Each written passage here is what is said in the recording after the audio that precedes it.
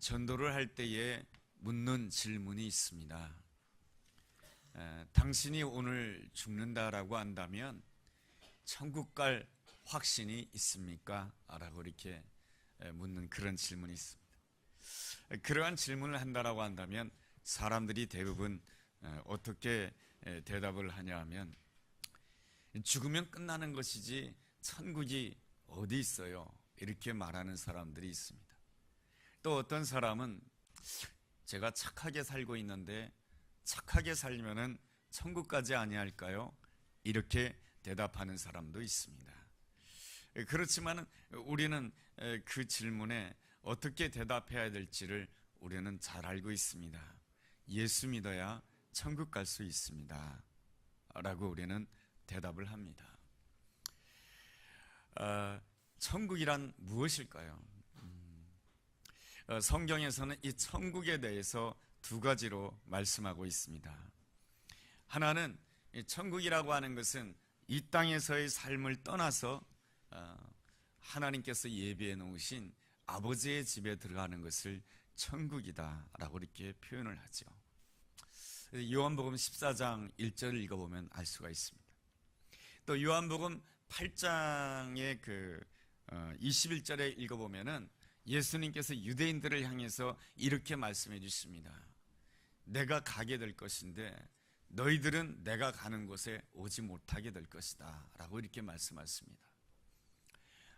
이러한 말씀을 통해서 우리가 알 수가 있는 것은 예수님께서 말씀하시는 천국이라고 하는 것은 이 땅에서의 삶이 아니고 이 땅에서의 삶을 떠나서 하나님께서 예비해 놓으신 아버지의 집을 뜻하는 것이 그런 뜻을 가지고 있습니다. 그런데 말이죠, 또 천국에 대해서 예수님께서는 누가복음 17장에서는 이렇게 말씀해 주십니다. 천국은 여기 있다 저기 있다 하는 것이 아니고 천국은 바로 너희 마음 가운데 있다 라고 이렇게 말씀해 주십니다. 그렇다라고 한다면 이 천국이라고 하는 것은 두 가지를 말씀해 주고 있는 것이죠. 천국은 이미 우리 마음 가운데 와 있는 것이며, 그리고 천국은 또한 하나님께서 예비해 놓으신 아버지 집에 들어가는 것이다 라고 이렇게 두 가지로 말씀드릴 수 있습니다. 그것을 합쳐서 설명을 한다라고 한다면 천국이라고 하는 것은 우리가 죽은 다음에 가는 그러한 곳이 아니고 천국이라고 하는 것은 지금 여기서 우리의 삶의 자리에서부터 천국이 시작된다라고 이렇게 말씀드릴 수가 있을 것입니다. 성경에서는 종종 이 천국을 영생이라고 하는 표현으로 이렇게 쓰기도 합니다. 그래서 마태복음 19장에 보면은 한 부자 청년이 예수님께 찾아와서 이렇게 묻습니다. 선한 선생님이요, 내가 어떻게 해야 영생을 얻을 수 있습니까?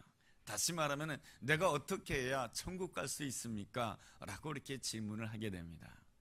그러자 예수님께서는 십계명에 사람과의 관계되는 그 부분에 대해서 말씀을 해주십니다.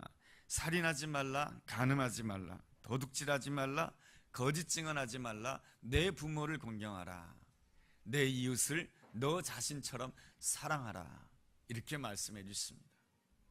그러자 이 부자 청년은 놀랍게도 이렇게 대답을 하게 됩니다. 제가 이 모든 것을 다 지켰습니다. 그럼에도 불구하고 여러분, 이 모든 것을 다 지킨다라고 하는 것이 굉장히 어려운 일이지 않습니까? 어쨌든 이 부자 청년은 하나님의 뜻대로 살려고 노력하는 참 대단한 진지한 그러한 하나님의 사람이었던 것 같습니다. 그렇지만 말이죠, 그럼에도 불구하고 이 부자 청년은 마음에 흡족함이 없었습니다. 하나님께서 나를 받아주시겠구나, 하나님께서 나에게 영생을 주시겠구나, 그런 생각을 가질 수가 없었던 것입니다. 뭔가 부족했던 것입니다. 그 주님의 말씀을 들었으면서도 이 부자 청년은 이렇게 대답합니다. 뭔가 부족한 것 같군요 라고 대답을 하자 예수님께서 이렇게 말씀을 해주십니다. 뭐가 부족하다고? 그렇다라고 한다면 네가 가지고 있는 그 모든 재산을 팔아서 가난한 자들에게 주라 라고 말씀을 해주십니다. 예수님께서는 그 사람에게 있는 그 마음 가운데 있는 이 소유에 대한 욕심을 내려놓으라고 하는 그 주님의 말씀입니다. 그러자 이 부자 청년이 그 주님의 말씀을 듣고 근심하면서 예수님의 곁을 떠나가게 됩니다. 참 우리가 우리의 힘으로, 우리의 수고와 우리의 노력으로 이 천국에 들어간다라고 하는 것은 불가능하다라고 하는 것을 성경에서 우리에게 가르쳐 주고 있습니다. 그래서 예수님께서 이러한 말씀을 주십니다. 낙타가 바늘귀로 통과하는 것이 부자가 천국에 들어가는 것보다 더 쉽다라고 이렇게 말씀해 주십니다.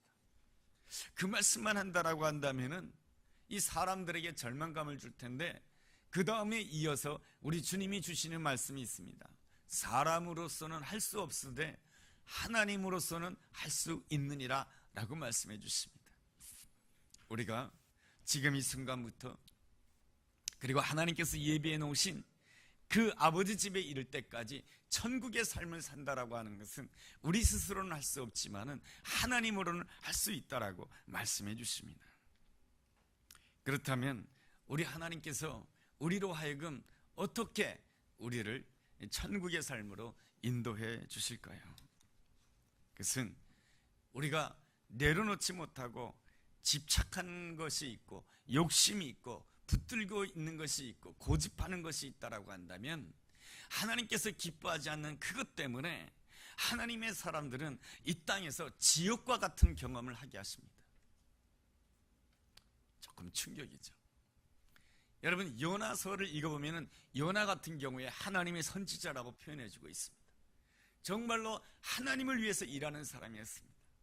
나는 정말로 하나님을 위하여 충성한다고 생각하는 그런 사람이었는데, 하나님께서 요나에게 니느웨에 가서 주님의 복음을 증거하라고 말씀해 주셨는데, 이 요나가 그것을 싫어했습니다. 요나는 니느웨 사람들이 너무너무 싫었거든요. 그래서 이 요나는 니느웨로 가지 않고 다시스로 향하는 배를 타게 됩니다. 요빠 항구에서 말이죠. 그랬을 때 하나님께서 이 요나에게 허락하신 삶이 무엇입니까? 바다에 빠져서 물고기 뱃속에 갇히는 것이었습니다.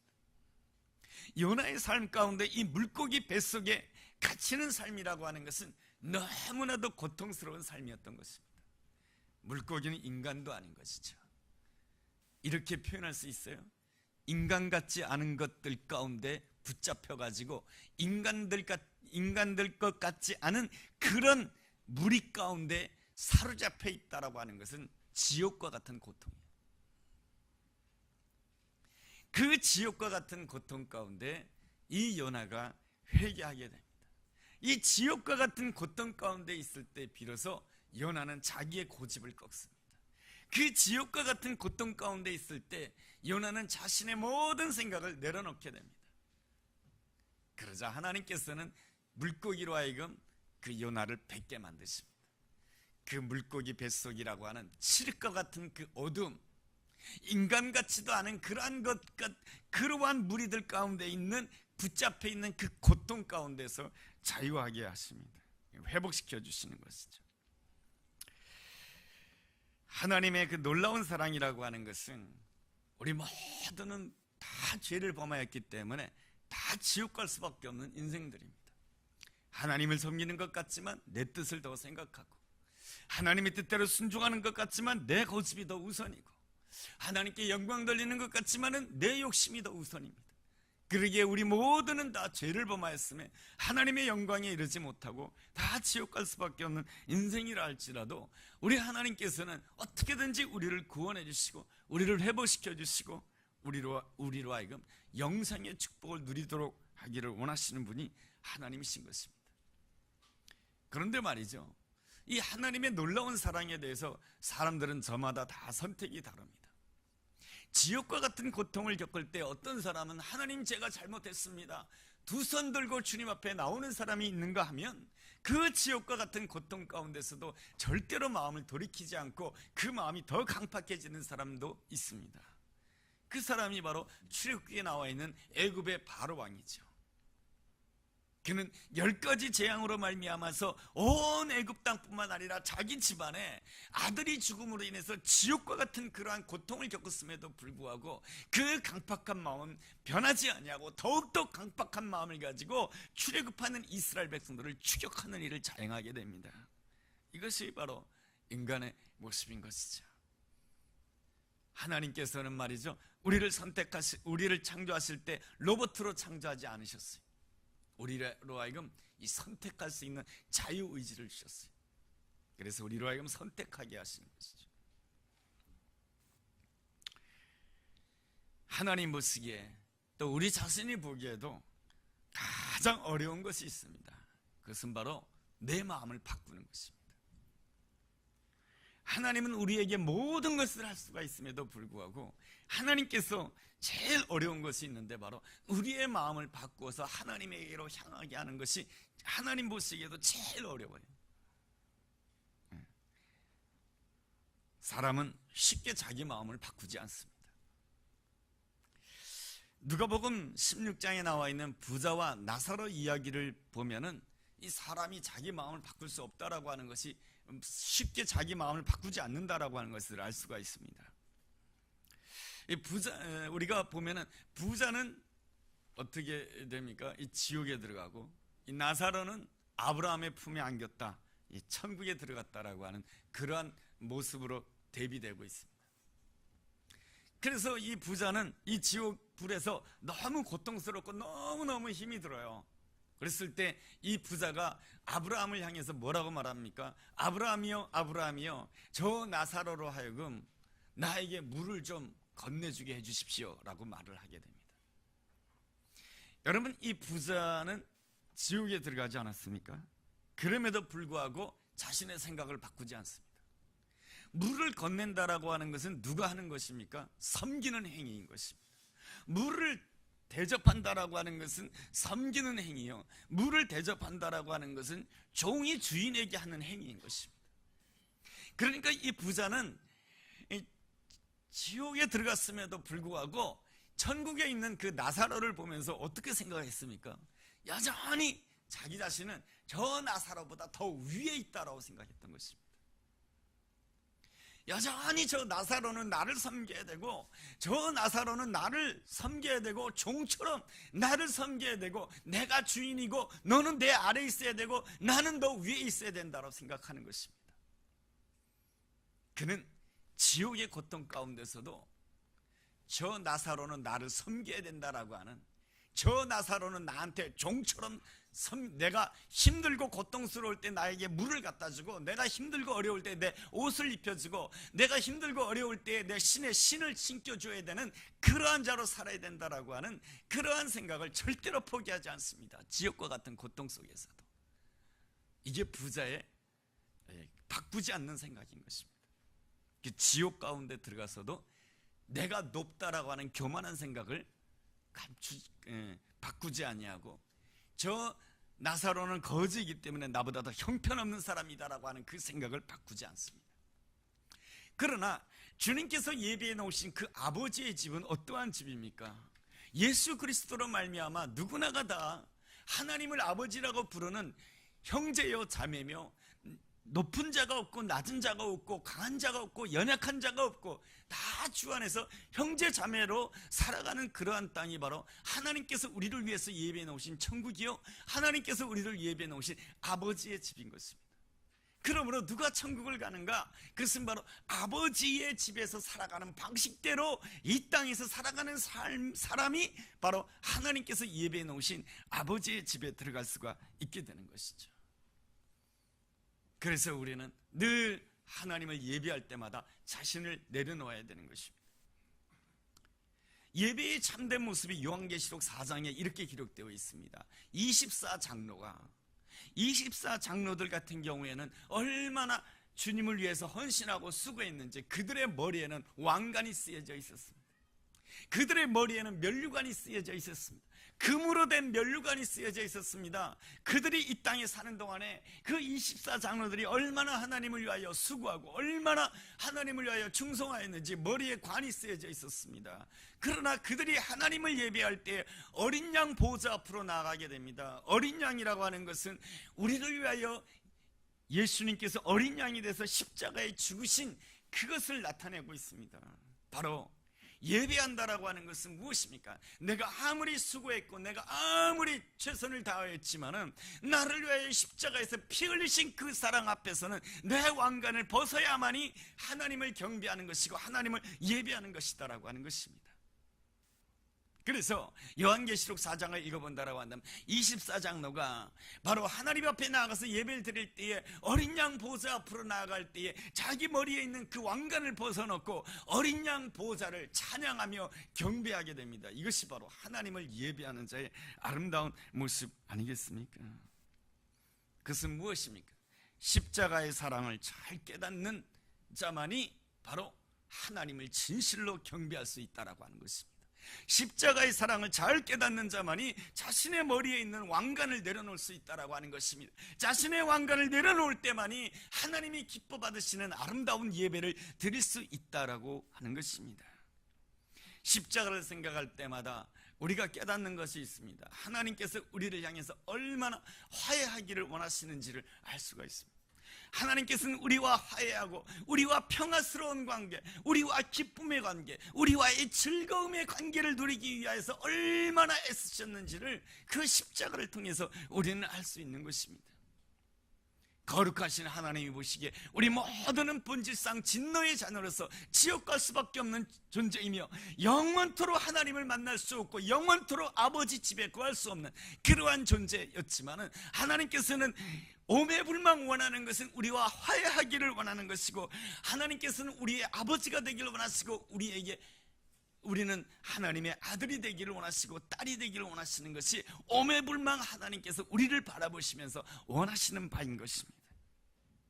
이것을 위하여서 하나님께서는 우리가 이 땅에 사는 동안에 잠깐 우리에게 지옥의 고통을 허락하시는 것입니다. 그 지옥의 고통은 하나님께서 일부러 주시는 지옥의 고통이 아니고 내 욕심 때문에 가지는 지옥의 고통이며 내 교만함 때문에 가지는 지옥의 고통이며 내가 이 세상에서 높아지고자 하는 그 마음 때문에 가지는 지옥의 고통인 것이죠. 그래서 하나님께서는 이스라엘 백성들로 하여금 그들의 죄 때문에 바벨론 포로라고 하는 지옥의 고통을 잠깐 동안 70년 동안 경험하게 합니다. 그 70년 동안 지옥의 고통을 통해서 이스라엘 백성들이 새로운 이스라엘로 하나님의 백성으로 거듭나기를 원하시는 것이 하나님이 그들에게 향하신 그 지옥의 고통을 허락하신 하나님의 뜻인 것이죠. 주님의 마음은 호세아서 6장 1절에 이렇게 기록되어 있습니다. 우리가 여호와께 돌아가자. 여호와께서 우리를 찌르셨으나 도로 낫게 하실 것이요 우리를 치셨으나 싸매어 주실 것입니다. 여호와께서 이틀 후에 우리를 살리시며 셋째 날에 우리를 일으키시니 우리가 그 앞에서 살리라. 주님의 뜻은 이틀 후에 우리가 지옥에 고통하는 그 다음날 주님께서는 우리를 살리기를 원하시고 셋째 날에는 우리를 놀랍게 일으키기를 원하시는 분이 바로 우리 주님이신 것입니다. 그러므로 우리가 여호와를 알자, 힘써서 여호와를 알자. 그의 나타나심은 새벽빛같이 어김이 없나니 비와 같이 땅을 적시는 늦은 비와 같이 우리에게 임하시리라. 여호와의 인자심이 그렇게 나타나 주신다라고 하는 것입니다. 우리가 주님 앞에 돌아오고 주님 알기를 힘쓸 때 말이죠. 하나님께서 우리를 향해서 원하시는 바는 오직 회복인 것입니다. 여러분, 이 세상에도 종교가 있습니다. 세상의 종교라고 하는 것은 무엇입니까? 우리 인간이 열심히 노력해서 신을 만족하게 해드리는 것입니다. 그리고 신은 내가 원하는 것을 주는 존재입니다. 이게 세상의 종교입니다. 그래서 내가 올라가서 무릎 꿇고 1000번 절을 하게 되면 신을 만족하게 할 수 있다고 생각하고 신은 내가 원하는 대로 합격의 선물을 주는 존재가 신인 것입니다. 이게 세상의 신인 것입니다. 그러나 기독교는 그렇지 않습니다. 기독교는 모든 것을 하나님이 계획하시고 하나님이 이루시고 사랑으로 계획하시고 사랑으로 이루시는 그런 분이십니다. 하나님께서는 우리를 통해서 만족하시는 하나님이 아니시고 스스로 만족하시는 하나님이십니다. 우리는 본질상 진노의 자녀로서 결단코 하나님을 만족하게 해드릴 수 없을 때에 하나님께서는 자신의 아들을 우리를 대신해서 십자가에 내어놓으시는 그 십자가의 사건을 통해서 하나님께서는 스스로 만족하셨습니다.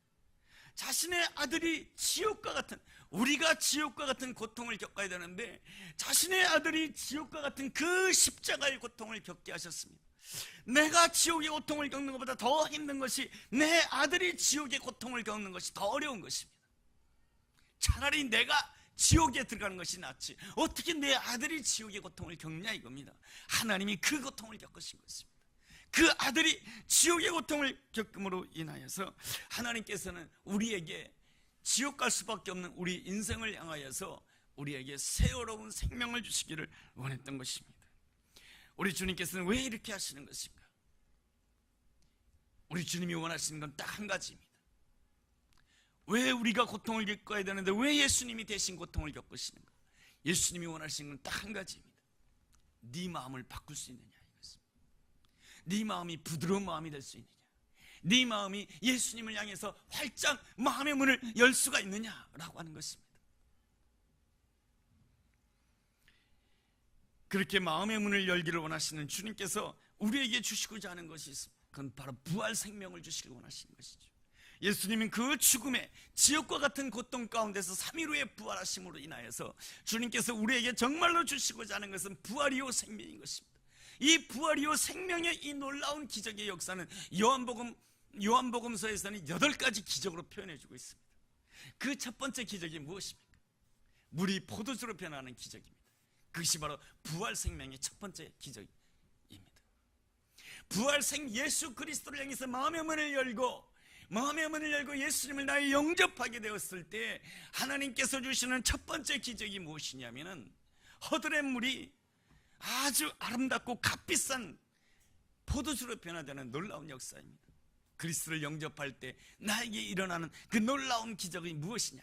바로 나의 가치가 변화되는 것입니다. 허들의 물이라고 한다면 늘 여기저기 널려있는 것이 허들의 물인 것입니다. 그러나 값비싼 포도주는 너무너무 소중한 존재인 것입니다.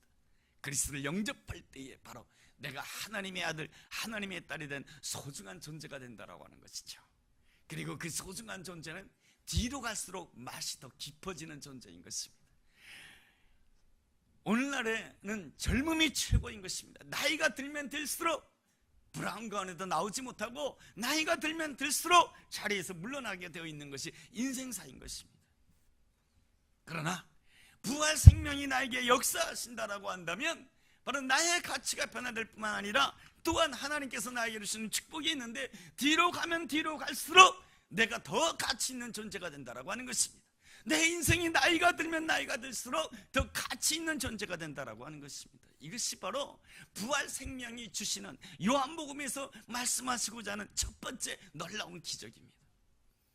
8가지 기적이 있죠. 그 다음에는 왕의 신하가 병고침을 받는, 왕의 신하의 아들이 병고침 받는 놀라운 기적이 있고, 오병이어의 기적이 있고, 마지막 기적이 바로 예수님께서 죽음에서 3일 만에 부활하시는 놀라운 기적이 8번째 기적인 것이죠.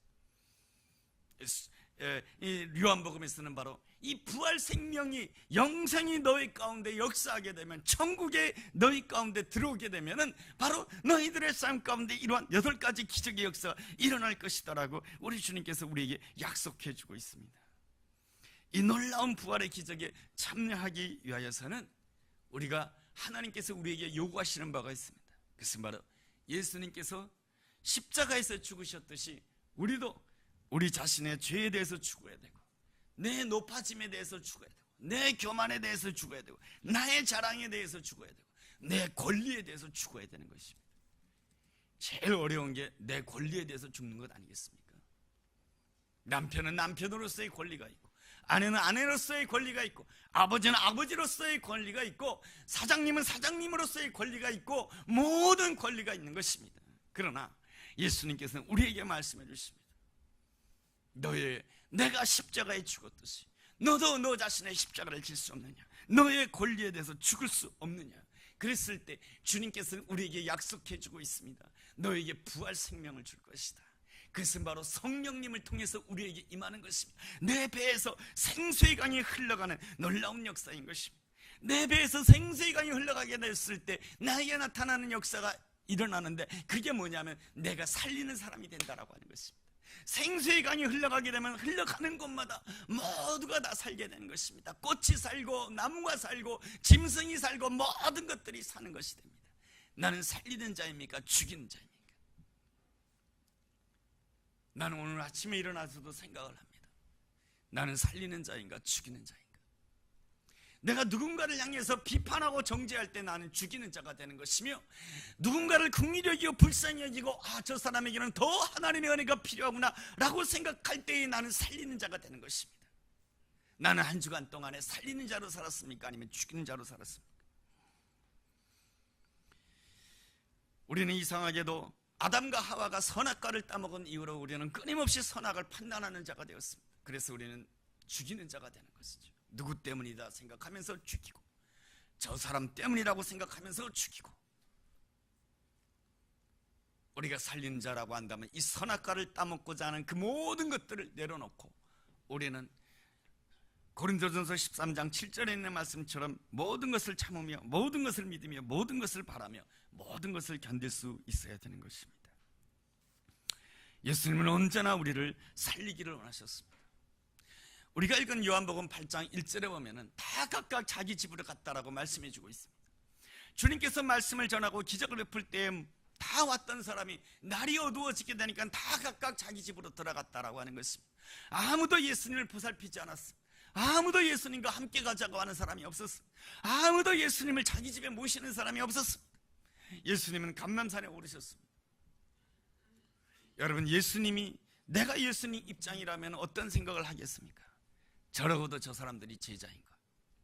저러고도 예수님을 믿겠다고 하는가? 저러고도 하나님을 믿겠다고 하는가?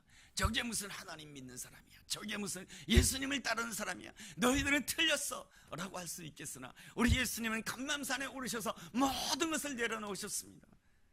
자기의 수고도 내려놓았고 자신의 자부심도 내려왔고 자신의 권리도 전부 다 내려놓으셨습니다. 그러기에 예수님께서는 어떻게 하실 수가 있었습니까? 그 감람산에 내려오셔서 2절에 보니까 그들을 가르쳐 주셨습니다. 그 다음날 그들이 또 예수님께로 옵니다. 예수님께로 올 때에 예수님은 이러한 마음을 가질 수가 있었습니다. 얼굴에 여기도 정죄, 저기도 정죄, 여기도 정죄, 여기도 정죄, 여기도 정죄. 그러면 어떻게 바라보는 것입니까?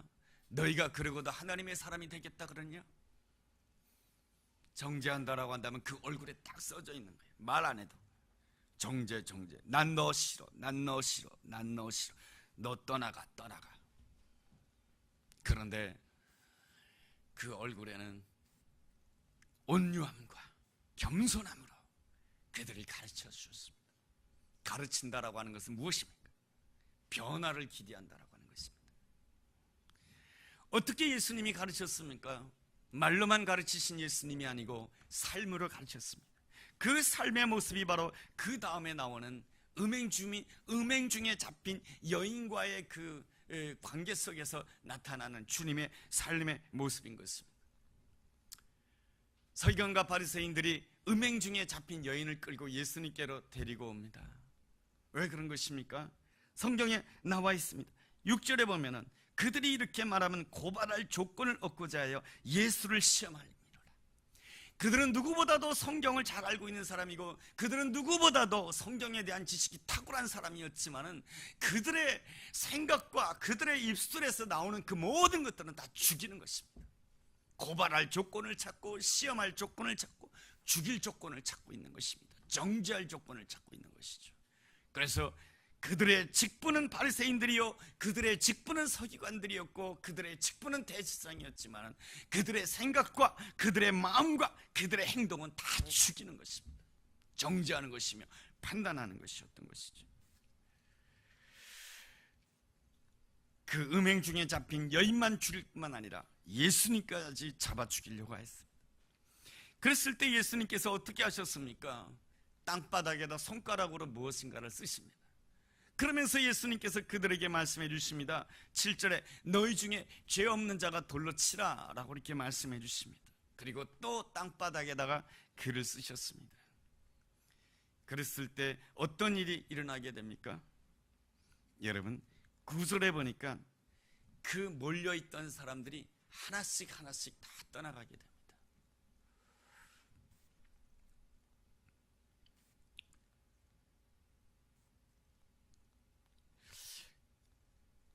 여러분, 예수님께서 이렇게 말씀하셨어요.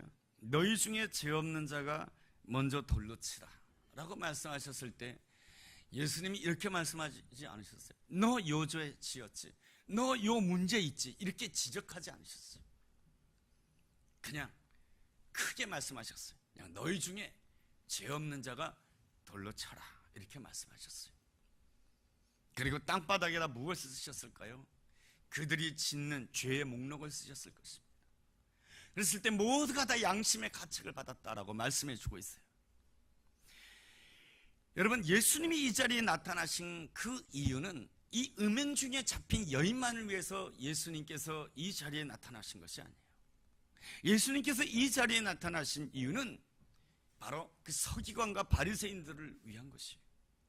그 서기관과 바리새인들도 그 마음을 바꾸라고 하는 것입니다. 너희들의 마음 가운데 양심의 가책이 있느냐? 그렇다고 한다면 너희의 의의를 내려놓고, 내가 의롭다라고 생각하는 너희의 의의를 내려놓고, 너희의 자랑을 내려놓고 하나님을 향해서 두 손 올리고 하나님 앞에 회개하라고 하는 것입니다. 그런데 말이죠, 여기에서 보면은 바리새인과 그리고 서기관들은 그 자리를 전부 다 떠나가게 됩니다. 예수님 곁을 다 떠나가게 되고 누구만 남게 되느냐? 음행 중에 잡힌 여인만 남게 됩니다. 왜 음행 중에 잡힌 여인은 예수님을 떠나지 아니했을까요? 그 여인은 가운데 서 있었기 때문에 그렇습니다. 여러분, 요한복음 8장 9절 하반절에 보면 이런 말씀이 있어요. 여러분, 연필 있으면 거기다 언더라인을 한번 쳐보시면 좋아요. 그 가운데 섰는 여자만 남았더라. 그 가운데가 어떤 가운데입니까?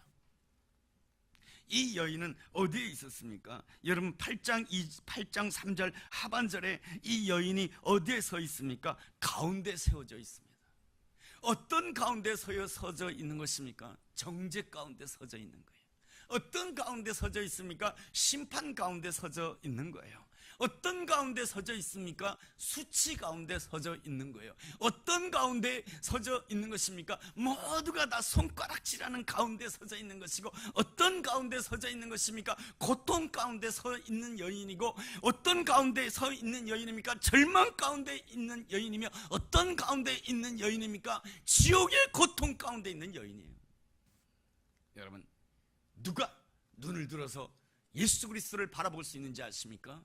가운데 서 있는 사람이, 절망 가운데 서 있는 사람, 지옥의 고통 가운데 있는 사람이 누구를 보게 되냐면 오직 예수를 보게 되는 거예요. 세상과 나는 간 곳 없고 오직 예수님만 보이더라. 찬송가 288장. 세상과 나는 간 곳 없고 예수님만 보인다. 여러분, 9절에 나와 있잖아요. 오직 예수와 그 가운데 섰는 여자만 남았더라. 그 가운데 서 있는 여자만 남고 그 앞에 예수님만 남게 되었다라고 하는 것입니다. 그랬을 때 어떤 역사가 일어나게 되는가? 9절 중반절에 보면 하나씩 하나씩 떠나간다라고 하는 것입니다. 그 여인에게는 수많은 고통 가운데 서 있었고, 절망 가운데 서 있었고, 문제 가운데 서 있었는데, 그 가운데 있었지만 오직 예수님만 바라보게 되었을 때 어떤 역사가 일어나게 되냐면, 문제가 하나씩 하나씩 떠나가게 되고, 고통이 하나씩 하나씩 떠나가게 되고, 절망감이 하나씩 하나씩 떠나가게 되고, 슬픔이 하나씩 하나씩 떠나가게 되고, 나에게 있는 그 우울한 마음이 하나씩 하나씩 떠나가게 된다라고 하는 것입니다. 여러분, 하나님께서 우리의 문제를 해결하실 때 한꺼번에 해결하시기도 하시지만은, 하나님께서 우리의 문제를 해결하실 때는 하나씩 하나씩 해결하시는 것이에요.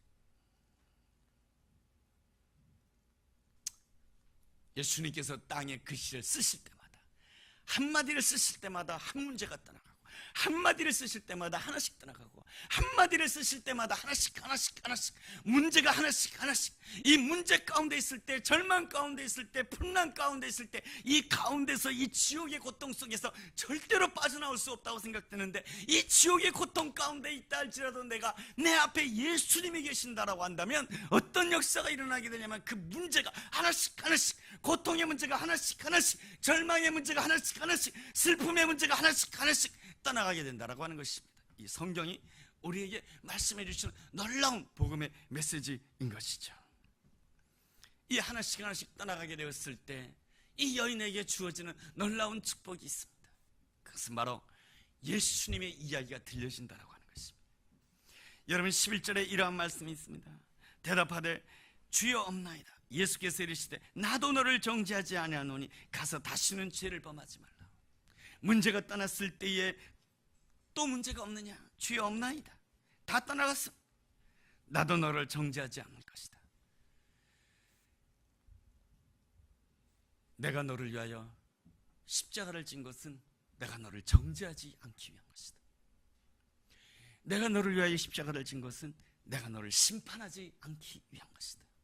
내가 너를 위하여 십자가를 진 것은 내가 너를 버리지 않기 위해서 내가 십자가를 진 것이다. 그리고 내가 부활한 것은 너로 하여금 새로운 삶을 살도록 하기 위해서, 다시는 죄를 범하지 않도록 하기 위해서. 내가 부활한 이유는 다른 이유 때문이 아니고 너도 이제부터는 새로운 삶을, 부활 생명의 놀라운 삶을 살 수 있다라고 하는 것을 가르쳐 주기 위해서 내가 부활한 것이다라고 말씀해 주시는 것입니다. 여인에게 예수님이 들려주신 이야기가 들려지기 시작합니다. 예수님이 들려지는 이야기로 말미암아 심령이 바뀌어지는 거예요. 여인은 예수님을 만나기 이전에는 항상 누구의 이야기를 들으며 살았냐면 내가 내 자신에 대해서 이야기하는 것으로 살았어요. 이 여인은 자기 자신에 대해서 이렇게 이야기했을 거예요. 저는 너무너무 가난한 가정에서 태어났어요. 저는 배우지를 못했어요. 제가 이 땅에서 살아가려면 아무것도 할 수 없었어요. 내가 하려면 몸을 파는 것밖에 없었어요. 나에게 다른 방법이 있나요? 내가 이 땅에서 생존할 다른 방법이 있나요? 어쩔 수 없이 나는 간음하였고, 나는 어쩔 수 없이 도둑질하였고, 나는 어쩔 수 없이 죄를 지었습니다. 나는 그럴 수밖에 없었어요. 이게 뭡니까? 내가 나에게 이야기해 주는 거예요. 그러면 세상 사람들은 이 여인에 대해서 뭐라고 이야기합니까? 너는 인간 쓰레기야. 너는 이 땅에서 살 수 없어. 너는 정죄받아야 되고, 너는 심판을 받아야 되고, 모든 사람들 앞에서 너는 돌에 맞아 죽어야 되며, 너는 지옥의 고통을 당해야 될 자이며, 너는 결코 하나님과 함께할 수 없는 존재야. 너는 하나님의 아들, 하나님의 딸이 될 수 없는 저주받은 인생이야. 이게 바로 세상 사람들이 말해주는 거야. 너는 고생을 직살하게 해야 돼. 이것이 바로 세상 사람들이 이 여인에게 해주는 이야기예요. 내가 내 자신에 대해서 이야기하는 것으로 살고, 세상 사람들이 나에 대해서 이야기해 주는 것으로 살면 나는 어떤 가운데 처하게 되냐면 고통 가운데 처하게 되고, 절망 가운데 처하게 되고, 지옥의 고통 가운데 처하게 되는 것입니다. 그럼에도 우리에게 소망이 있는 것은 내가 풍랑 가운데 있을 때, 절망 가운데 있을 때 예수님이 그 자리에 찾아오신다라고 하는 것입니다. 예수님이 찾아오시면 바로 모든 실타래가 내 인생에 엉켜져 가지고 그 실타래를 절대로 풀 수 없고, 그 매듭이 얼마나 꽁꽁 묶여졌는지 내 인생으로는 이 매듭은 절대로 풀 수 없지만은 예수님만 보여줄 때, 세상과 나는 간 것 없고 예수가 보여줬을 때 어떤 역사가 일어나냐면 그 실타래가 하나씩 하나씩 풀려지는 역사가 일어난다는 것입니다. 여러분, 이 시간을 삼아야 돼요. 내가 고통 가운데, 왜 다른 사람들은 편안하게 사는데 나는 왜 이 수치 가운데 있어야 되고, 다른 사람들은 다 좋은 데 사는데 나는 왜 이렇게 나쁜 것 가운데 있을까라고 그 절망할 것이 아니고, 이때야말로 바로 오직 예수와 고통 가운데 있는 내가 만나는 자리에 나와 있잖아요. 9절 말씀에 오직 예수와 그 가운데 섰는 여자만 남았더라. 이 자리를 하나님이 만드시려고 한 거예요. 이 자리가 바로 하나씩 하나씩 모든 문제가 풀려지는 놀라운 시간인 줄로 믿습니다.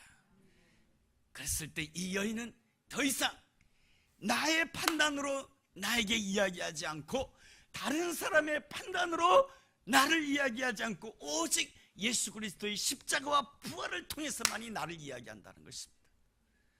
그랬을 때 사람들은 말합니다.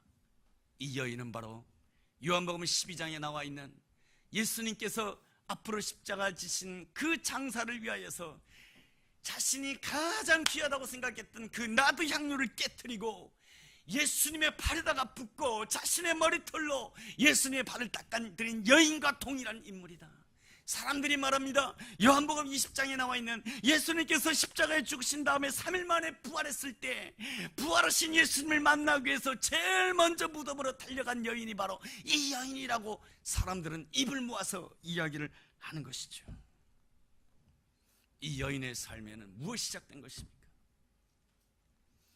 오늘 여기서 영생이 시작된 것이고 오늘 여기서 천국이 시작된 것입니다. 오직 세상과 나는 간 곳이 없고 주님만 보인다. 그랬을 때 제 머릿속에 딱 떠오르는 말이 있었어요. 김영석 교수가 쓴 100년을 살아보니 라는 책이 있어요. 근데 거기에 글귀에 이런 글이 쓰여져 있어요. 인생의 황금기는 60세부터 75세다. 그것이 딱 생각이 나는 거예요. 제가 58세거든요. 내 인생의 황금기가 이제 열려지겠구나. 나 혼자의 착각이네. 제가 여기서 75세가 넘으신 분이 한 분이라도 있다고 한다면 제가 이 말을 절대로 안 할 터인데, 바로 이건 뭡니까? 하나님께서 나에게 해주시는 은혜가 주어진다. 그랬을 때 뭡니까? 나의 이야기를 내 자신의 이야기로 해석하지 말고 다른 사람이 말하는 것으로 나를 해석하지 말고 올해는 날마다 매 순간마다 예수님의 십자가와 부활을 통해서 나에게 들려주시는 그 하나님의 말씀을 통해서 나를 이야기한다라고 한다면 그 삶이 바로 영생의 삶이며 천국의 삶이며 하나님과 동행하는 축복의 삶이 될 줄로 믿습니다. 그랬을 때 우리는 날마다 부활 생명을 기대하는 것이죠. 부활 생명의 첫 번째 기적, 허들의 물이 포도주로 변하는 기적, 더 소중한 가치가 될 것이며 그 포도주는 뒤로 가면 갈수록 더 좋은 맛을 낸다라고 하는 놀라운 역사. 내 인생은 뒤로 가면 갈수록 더 좋은 맛을 낼 것이다. 이것이 바로 부활 생명이 역사하는 놀라운 천국의 삶이며 영생의 삶인 줄로 믿습니다. 이 영생의 삶을 누리기를 주의 이름으로 축복합니다.